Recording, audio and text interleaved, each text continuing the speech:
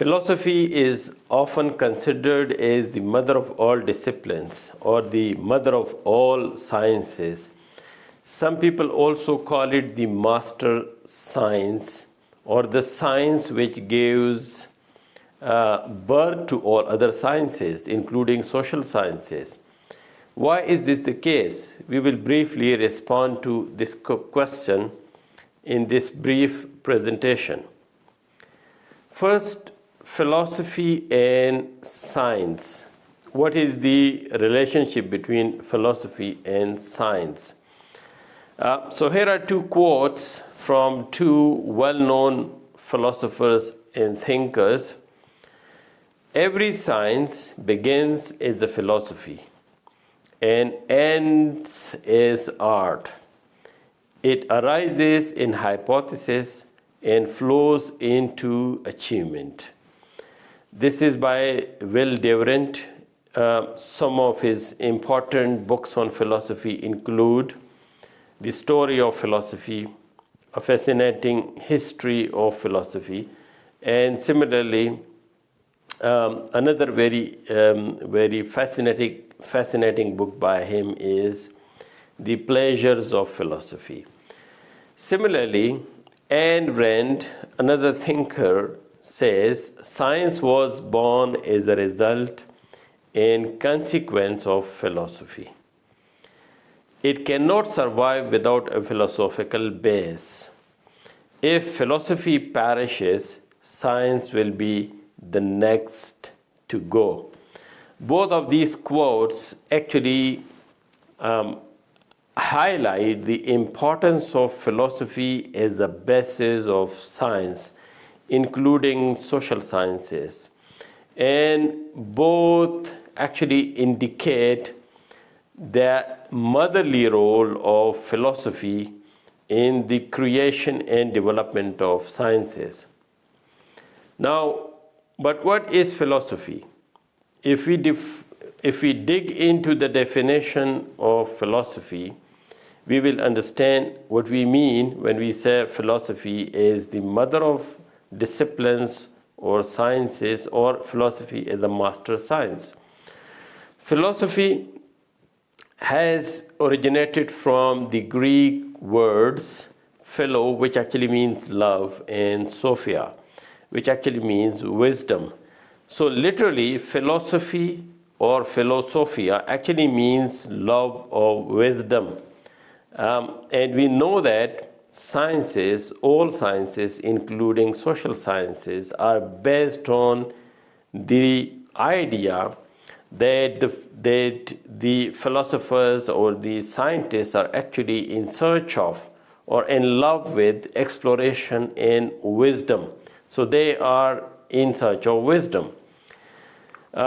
We can say that philosophy is the earliest and systematic attempt to understand what? To understand the world.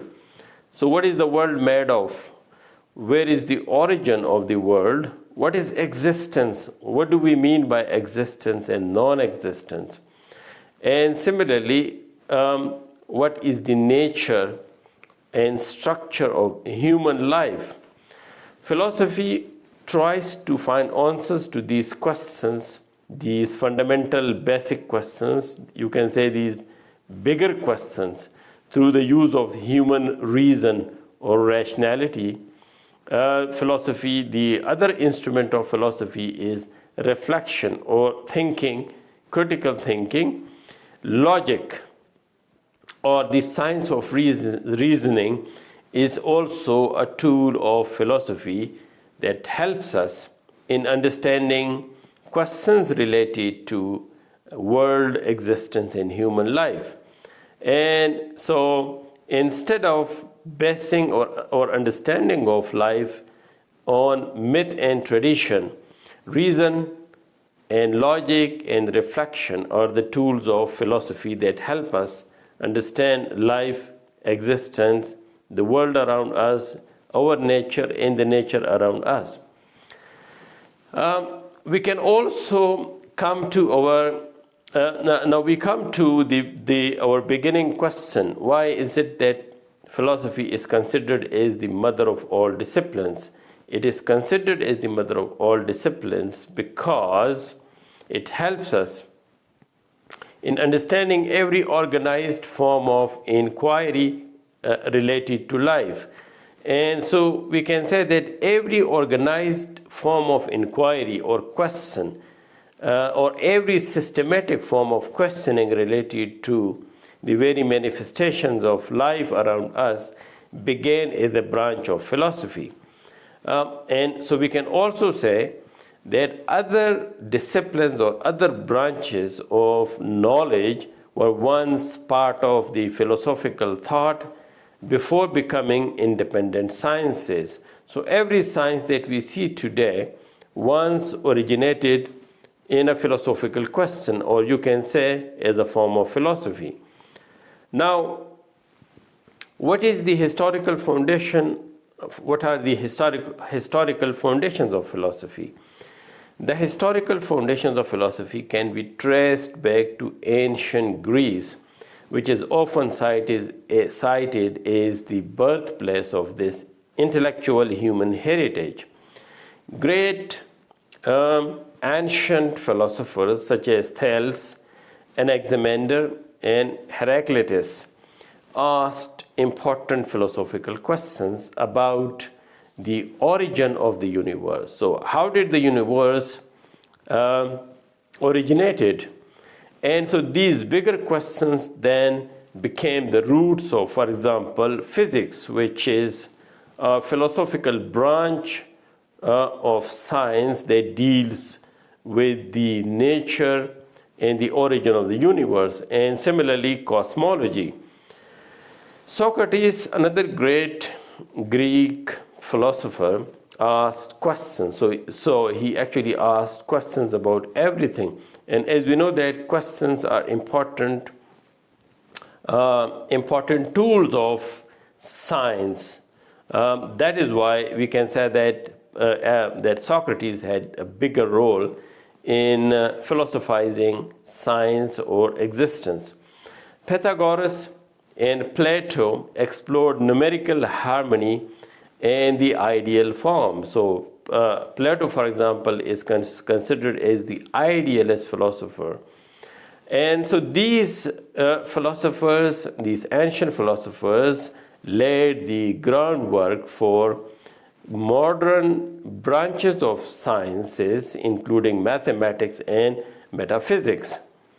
Now, the historical foundations later on, other Greek philosophers such as Aristotle, for example, Aristotle is considered as the founder of modern science because he was someone who not only philosophized but also organized nature into several branches and systematically, and so he studied nature systematically. That actually led to the branches of science, including ethics and logic and politics, main branches of human knowledge. And his works then later on evolved into sciences, modern sciences such as biology, political science, so his politics turned into modern political science, and his study of logic into logic and mathematics. And so these turned into distinct disciplines. So we can say that these ancient philosophers who began studying the various sides of life as philosophical aspects of life, as philosophical branches, then actually became the originators of modern sciences and modern disciplines. And then most modern philosophers such as Descartes and Hume and Kant, they refined those original philosophical methods, and ultimately these influenced the modern branches of sciences, including behavioral sciences such as psychology, linguistics, and epistemology. Thus, we can say that philosophy acted as a seed bed or as root for the specialized sciences that we can see today in our modern world. Now, there are different philosophical branches or the branches of philosophy that turn into modern disciplines. For example, natural philosophy turned or evolved into a set of modern disciplines, including physics, chemistry, and biology. Similarly, moral philosophy evolved into modern disciplines or sciences, including ethics, sociology, and psychology. And political philosophy evolved into the modern disciplines, including political science and law. Similarly, logic, a philosophical branch or a branch of ancient philosophy, turned into or evolved into modern disciplines, including mathematics and computer science. Aesthetics, another branch of philosophy, evolved to become art theory and literary criticism, and epistemology evolved into cognitive sciences and linguistics, to name a few. So, we can say that even though there are other fields that have become independent and evolved into the modern branches of, you can say, sciences or modern disciplines, philosophy still remains their conceptual foundations, and that is why we call philosophy the mother discipline or the mother of all other disciplines. So we can also say that philosophy continues to question the assumptions behind scientific methods, and it continues to clarify ethical implications of the use of technology and research even in the modern era. Similarly, philosophy continues to help us in reflecting on the nature of truth, the nature of justice and meaning, for example, as branches of political science or law. Similarly, philosophy continues to help us in integrating our knowledge from diverse domains into a coherent worldview. In other words, philosophy helps us, the human beings, to understand the world as a whole, or our life and its existence in the world as a whole. So it helps us in having a coherent worldview of the nature and the phenomena around us. Besides this, philosophy remains, we can say overall, that philosophy remains both the origin of the human intellectual capital, and it is also the guide of human intellectual inquiry.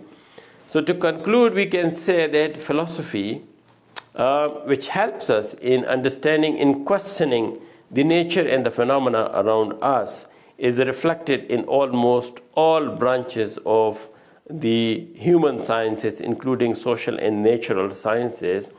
And it is very rightly considered as the master discipline or the master science or the mother of all sciences that have given birth to whatever knowledge or branches of knowledge that we have with us in the modern era or in the modern world.